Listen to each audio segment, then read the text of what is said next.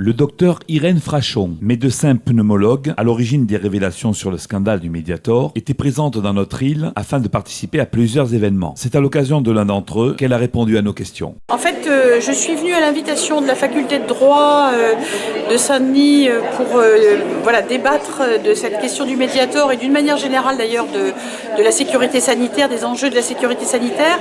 Mais ça tombe très bien parce que 7 ans après l'éclatement du scandale de Mediator, c'est l'occasion de faire le point sur tout un tas de domaines, l'indemnisation, le procès pénal qui enfin se profile, l'évolution de la réglementation. Donc voilà, c'était le moment de plein d'échanges. Il faut se soigner. Mais je vais faire, comme j'ai répondu dans la salle, vous savez très bien que prendre votre voiture peut conduire à un accident et vous tuer. Et pourtant, vous allez prendre votre voiture. Pourquoi ? Parce que vous savez où vous voulez aller, ça vous rend service. Et deuxièmement, vous mettez en place un certain nombre de sécurités, la ceinture, le code de la route, etc., pour minimiser les risques. C'est exactement pareil pour le médicament.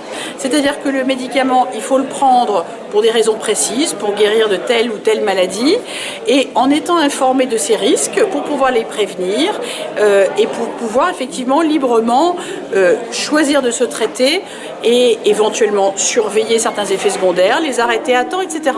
Donc on est en fait dans une démarche surtout d'information, de lucidité, de prise de conscience des bénéfices et des risques de cette fameuse balance.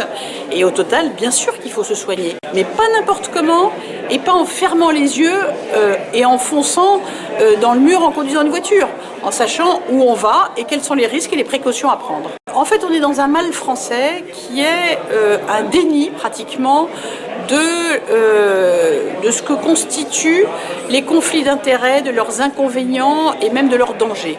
C'est-à-dire que dans l'affaire du Mediator, très clairement, il est question de corruption médicale.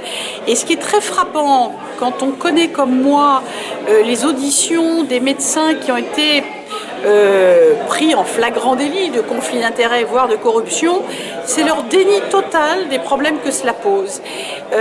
Dans les pays anglo-saxons, on sait très bien ce qu'est un conflit d'intérêts et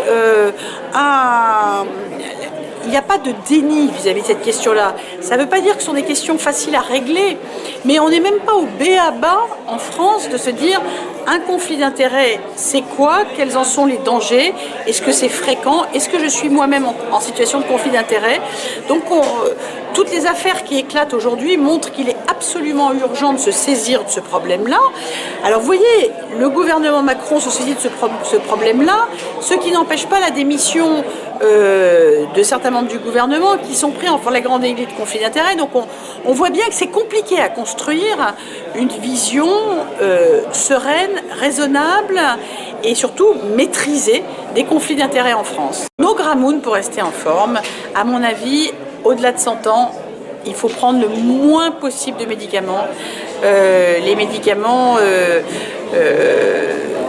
on s'aperçoit que les effets secondaires des médicaments s'additionnent et s'aggravent quand on prend de l'âge, et souvent ce sont les personnes âgées qui consomment le plus de médicaments et ce sont souvent aussi elles qui en subissent le plus de conséquences.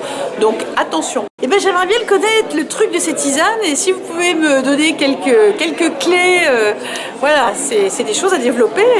Est-ce que effectivement le collège reconnaissait ? Et on a publié en 2013 un article scientifique qui disait ça va pas du tout.